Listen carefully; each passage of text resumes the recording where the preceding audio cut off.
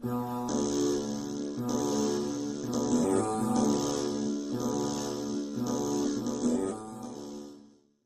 አብ ወወልድ ወመንፈስ ቅዱስ አሐዱ አምላክ አሜን። አሱሩ ወሰዱሱ ለሐምሌ በዛቲ ዕለት አይረፈ አብ ቅዱስ አባ ዮሐንስ ወንጌሉ ዘወርቅ። አንድ አምላክ በሆነ በአብ በወልድ በመንፈስ ቅዱስ ስም ሐምሌ 16 በዚች ቀን ቅዱስ አባት ወንጌሉ ዘወርቅ የተባለ ዮሐንስ አረፈ። ይህም ቅዱስ ከሮሚ አገር ነበር። አባቱም አጥራብዮስ የሚባል ባለጠጋ ነው። የእናቱም ስም ብዱራ ይባላል። እንዲማርም ለመምህር ሰጡት። ቅዱሳት መጻሕፍትንም ተማረ። ከዚህም በኋላ ገበታው የወርቅ የሆነ ወንጌልን ያሰራለት ዘንድ አባቱን ለመነው። አባቱም እንደፈለገው አሰራለት። ሁልጊዜም ያነበው ነበር። በሚያነብም ጊዜ አባቱና እናቱ ደስ ይላቸው ነበር። በዚያም ወራት ወደ ኢየሩሳሌም የሚጓዝ መነኩሴ ወደ እነርሱ መጣ። በእነርሱም ዘንድ አደረ። ከቅዱስ ዮሐንስም ጋር ተነጋግሮ የምንኩስና ስራን አመሰገነለት። ይህን ዓለም እስከናቀና እንደ እርሱ መነኮስ ይሆን ዘንድ እስከ ወደደ ድረስም ልቡን ማረከው። ያን ጊዜም ያ መነኮስ ወደ ኢየሩሳሌም ተጓዘ። ሁለተኛም ተመልሶ እንደ ልማዱ በእነርሱ ዘንድ አደረ። ቅዱስ ዮሐንስም መነኩሴው ወደ ገዳሙ ይወስደው ዘንድ ፈለገ። መነኩሴውም አባትህን እፈራዋለሁ፣ ልወስድህ አይቻለኝም አለው። ቅዱስ ዮሐንስም ከእርሱ ጋር እንዲወስደውና ነፍሱን እንዲያድን አማለው። ከዚህ በኋላ በስውር ወሰደው። በመርከብም ተጭነው ያ መነኮስ ወደሚኖርበት ገዳም ደረሱ። የገዳሙም አበምኔት የወጣቱን ዮሐንስ መልኩን አይቶ አደነቀ። ቅዱስ ዮሐንስም የምንኩስናን ልብስ ያለብሰው ዘንድ አበምኔቱን ለመነው። አበምኔቱም ልጄ ሆይ የምንኩስና ሕግ እጅግ ጭንቅ ናት። የምንኩስና ሕግ እጅግ ጭንቅ ናት እኮ አለው። አብዝቶም በለመነውና ግድ ባለው ጊዜ ራሱን ላጭቶ አመነኮሰው። ከዚህ በኋላ ከጾም ከትጋትና ከሐዘን የተነሳ ስጋው ደርቆ አጥንቶቹ እስከሚታዩ ድረስ በብዙ ተጋድሎ ተጸመደ። አበምኔቱም ልጄ ሆይ ለሰውነትህ ዘን ድካምህንም ቀንስ፣ መነኮሳቱም ሁሉ እንደሚሰሩት ስራ እያለ ያጽናናውና ይመክረው ነበር። በዚህም ተጋድሎ 7 ዓመት ሆነው። በሆነው ጊዜ ከነርሱ በረከትን ትቀበል ዘንድ ከመሞት በፊት ወደ አባትህና እናትህ ሂድ የሚል ራእይ አየ። ይህንንም ራእይ በ3 ሌሊቶች ውስጥ አየ። ለአበምኔቱም እንዴት እንዳየ ነገረው። አበምኔቱም ይህ ራእይ ከእግዚአብሔር ዘንድ ስለሆነ ልትሄድ ይገባሃል አለው። ከገዳሙም በወጣ ጊዜ አንድ ምስኪን ሰው ጨርቅ ለብሶ አገኘ። የእርሱንም ልብስ ሰጥቶ ጨርቁን ወሰደ። ወደ አባቱ ቤትም በደረሰ ጊዜ በትንሽ ጎጆ ውስጥ በአባቱ ደጅ በጾም በጸሎትና በስግደት እየተጋደለ ባሮቹ ከአባቱ ማዕድ የሚጠሉትን ፍርፋሪ እየተመገበ 7 ዓመት ኖረ። እናቱም በአንጻሩ ስታልፍ የሚከረፋ ሽታው ያስጨንቃት ነበር። እረፍቱም በቀረበ ጊዜ የእግዚአብሔር መልአክ ከ7 ቀን በኋላ ከዚህ ዓለም ትወጣለህ ብሎ ነገረው። ያን ጊዜም ወደ እናቱ ልኮ ልመናውን ልትሰማ ወደ እርሱ መጣች። ልጇም እንደሆነ ፈጥኖ አልነገራትም።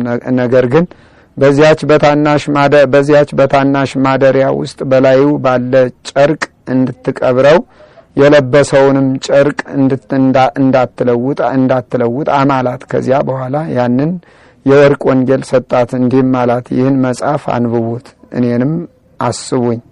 አባቱም በመጣ ጊዜ ያንን የወርቅ ወንጌል አሳየችው። እርሱም ለልጁ ያሰራለት ወንጌል እንደሆነ አወቀ። አባቱና እናቱም ወደ እርሱ ሄደው ስለ ልጃቸው ጠየቁት። እርሱም ከዚህ ጨርቅና ከዚህ ትንሽ ማደሪያዬ ውስጥ በቀር በሌላ እንዳትቀብሩኝ ማሉልኝና አላቸው። በአማላቸውም ጊዜ እርሱ ልጃቸው እንደሆነ ነገራቸው። ያን ጊዜም ጮኹ፣ መሪር ለቅሶንም አለቀሱ። የሮሜ ከተማ ሽማግሌዎችና ሕዝቡ ሁሉ ተሰበሰቡ። 7ቱን ቀንም ሲፈጸም ቅዱስ ዮሐንስ አረፈ። እናቱ መሐላውን ረስታ አስቀድማ ለሰርጉ ያዘጋጀችውን ያማሩ ልብሶች አውጥታ ገነዘችው። ወዲያውኑም ጊዜ ታመመች። አባቱ ግን መሐላውን አስታውሶ እነዚህን ያማሩ ልብሶች አስወገደ። በጨርቆቹም ገነዙት። በዚያ በትንሹ ማደሪያም ውስጥ ቀበሩት። ከስጋውም በሽተኞችን የሚፈወሱበት ታላቅ ድነት ተደረገ። ከዚህም በኋላ በስሙ ያማረች ቤተክርስቲያን ሰርተው ስጋውም በውስጡ አኖሩ።